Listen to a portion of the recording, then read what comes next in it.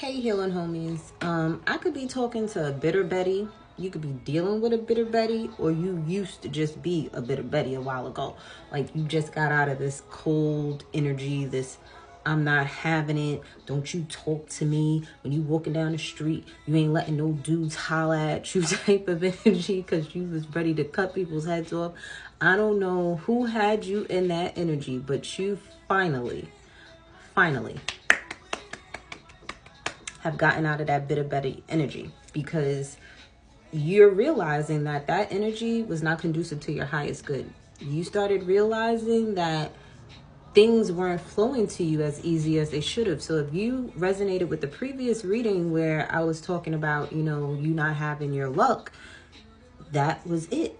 You were blocking your blessings, sweetheart. Nobody else was. You were blocking your blessings because there was things that you needed to release, things you needed to let go. I'm also seeing too, like somebody arguing with another person, and it's like, well, if you forgave them, why do you keep bringing it back up in the conversation every time something happens? Every time you get mad, you keep bringing up the past. The past is just that, the past. Leave it there.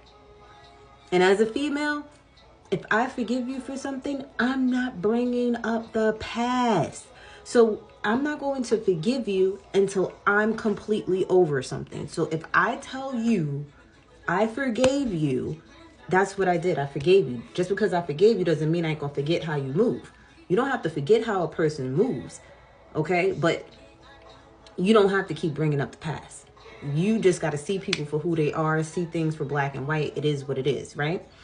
For others of you, you're telling people this. Listen, if you cannot come into my life on a certain frequency, I'm not allowing you in my life, because I refuse to go back to being a bitter Betty. I refuse to sit there and entertain bitter Betties. I refuse to sit there and allow the flow of my life to be disrupted and blocked because of you.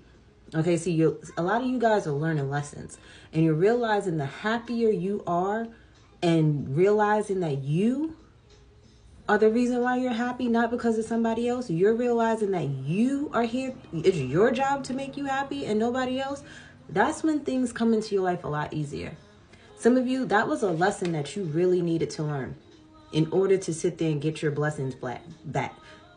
And it's like, I was about to say black because when I picked up the card, the black cat, which is my lucky cat, was behind it. So it's like, when you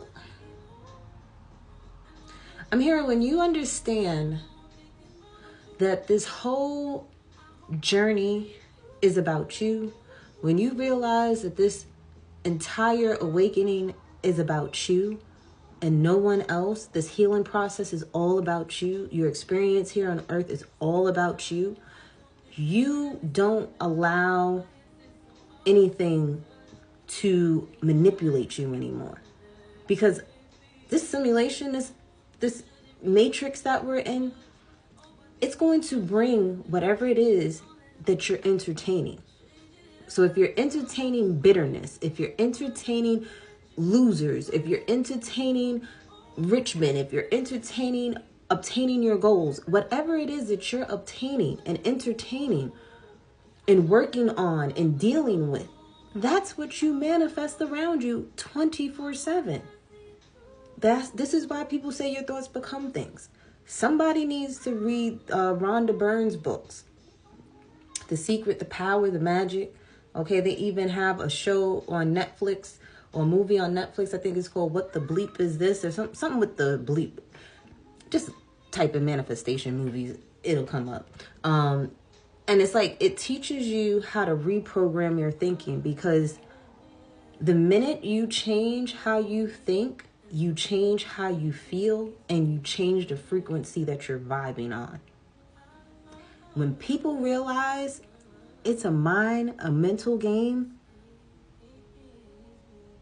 and it's like, what are you tuning into? Like, really, what is it that are you tuning into the things that truly make you happy?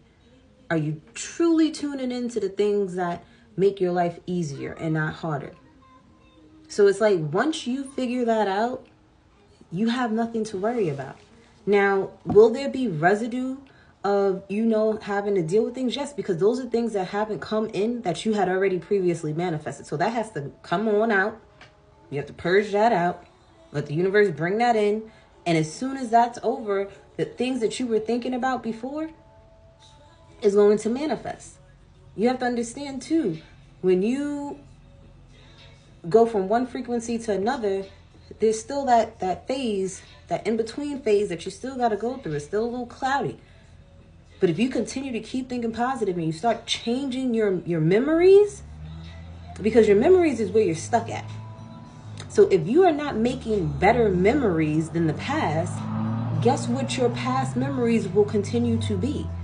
Make better memories so your past can be better. So when you dwell back on the past, it's still good feelings. You know what I'm saying? So let's see what is going on with you guys. What else is there that needs to be said, Spirit? Yeah, see, someone has to learn how to control their emotions even when things are not going your way. You have to understand when things are not going your way, it's because you're not in alignment. Because if you were doing things that were in alignment with you, things would be easy, breezy, beautiful, cover girl. But when you're out of alignment, when you're entertaining things that are not supposed to be on your path, when you sit there and choose to be a bitter Betty or a bitter Bob, guess what happens? You get overwhelmed. You get emotional. And guess what happens? You start manifesting everything that your ass don't want. Right? So you have to be more disciplined with coping mechanisms. You have to be more disciplined with how you respond to people. And the thing is, you can't control people and what they do and what they say, but you can control you. And you can entertain their nonsense too. What people say about you ain't none of your damn business. It's not. It's none of your business whatsoever. That's their thoughts of you. You gonna believe it? Are you gonna believe it? Is the real question. Even if it is true, are you that person today? Because every day is a new day. Every day is a new day for you to be a new you. So now you can choose to allow what people say define you and your past to define you if you want to, but guess what? You're gonna keep yourself in a cycle. But every day that you wake up to breathe again, and Yahweh allows you to breathe again, you can change. And if you don't say Yahweh, you say Allah, the source, the Most High, there's no judgment over here. I say Yahweh, okay? But with that said, it's like you have to discipline yourself. You can't allow people to get the best of you. Like Maya said, can't get the best of me. I'm not about to let you get the best of me. Why? Because if you allow somebody to get the best of you, guess what? They won. Absolutely not. So don't worry about all that other stuff. Worry about how you can change how you are and how you respond and how you deal with things. I'm hearing, don't take it personal. Baby, don't take it personal. Okay, some of you could have been dealing with an immature male here. Okay? You could have been dealing with your teenage son here, and it probably had to do with finances here.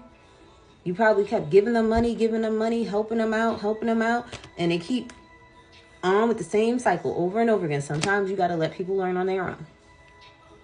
Sometimes you got to leave people alone. You can't leave your son alone, though.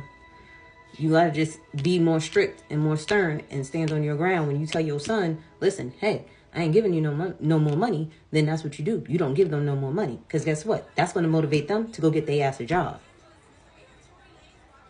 And I'm hearing somebody say, well, what if they go out to the streets and start doing something else? Well, you tell them, listen, I don't condone that in this house. And yeah, sometimes you got to sit there and allow your kids to deal with certain consequences on their own. And you may be afraid to losing them to the street. Well, guess what? You need to find prominent male figures in their life to check them, because they're not going to respect you. Especially if you're a single mom, they're not going to respect you. They're a teenager. They're going to love you, but they're not going to respect you the way they would respect a man. So it's your job as a parent to find prominent male figures for this teenage son to look up to respect. And yes, they're supposed to respect you. But when they look at females, especially a teenage son, he's going to love and adore you. You're his nurturer. You're the one that puts the Band-Aid on his bruises. But he still needs that masculine energy